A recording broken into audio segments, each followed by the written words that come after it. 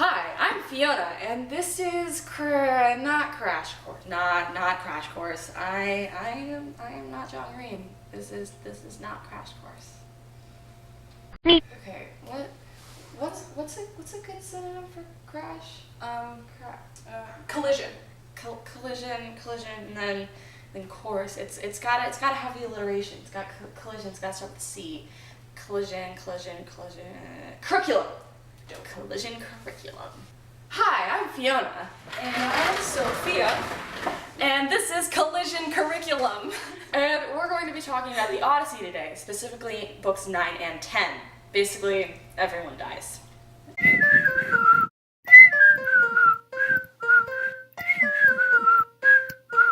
For those of you who have already read the Odyssey, which hopefully you all did, you already know that Odysseus has really bad luck, particularly in books 9 and 10. Which transfers to his crew and really only ends up affecting them. Yeah, Odysseus is fine. Well, mostly fine. Considering that by the end of book 10, most of his crewmates are dead, Odysseus is fine. Anyway, we start off on the island of Cacones, where Odysseus and his crew pillage a village. We should also mention that at this point, there was such a thing as pillaging etiquette in ancient Greece. Sack and pack. Loot and scoot. Ransack and don't come back. Plunder and runder. The point is that you pillage and leave.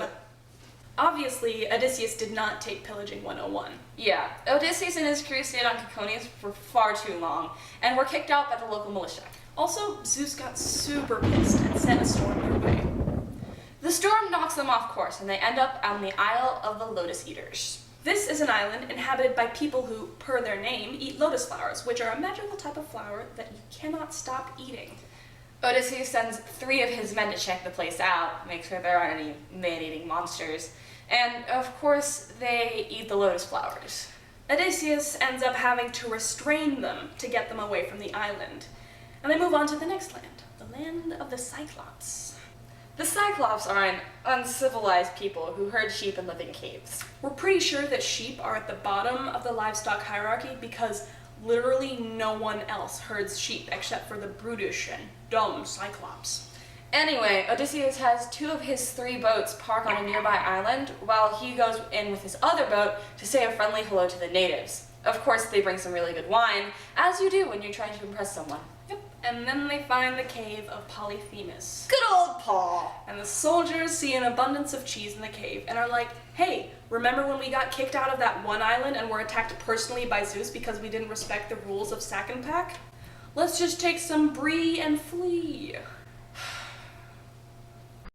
But Odysseus disagrees. He wants to meet the giant caveman shepherd dude before leaving, so they hide in the cave until good old Paul gets back with his herd. So Paul returns, and Odysseus demands hospitality, because back then, hospitality was a pretty big thing.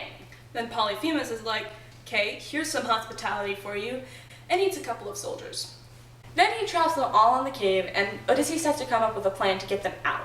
Polyphemus goes out with his flock, and Odysseus and company make a really big spear and hide it. When Paul gets back, Odysseus gets him absolutely wasted and tells him his name is Nobody, which, fun fact, in the Latin translation of the Odyssey is Nemo. Finding Nemo?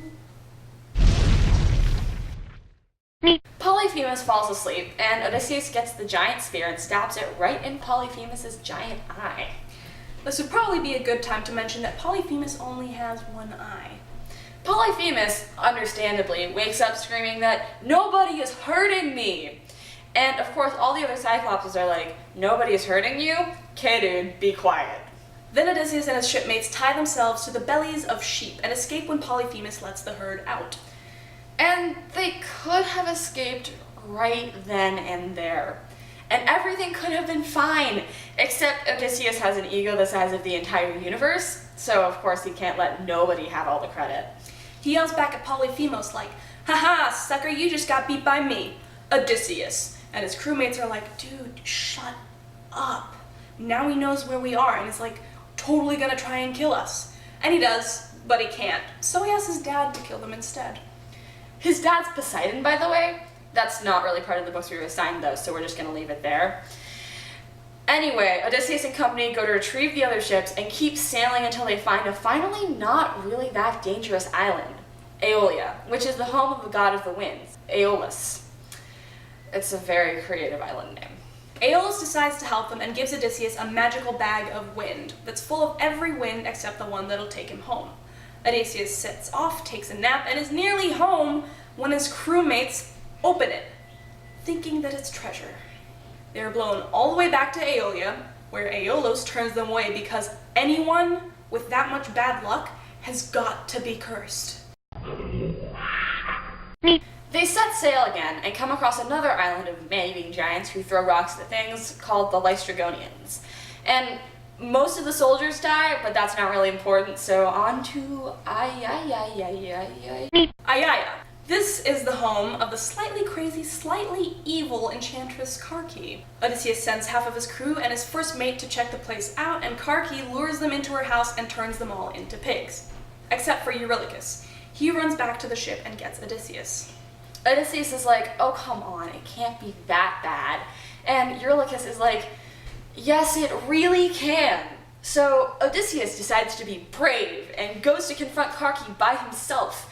But he doesn't actually because Hermes helps him out. Basically, all he has to do is sleep with her, because the best way to appease a slightly evil enchantress is to sleep with her.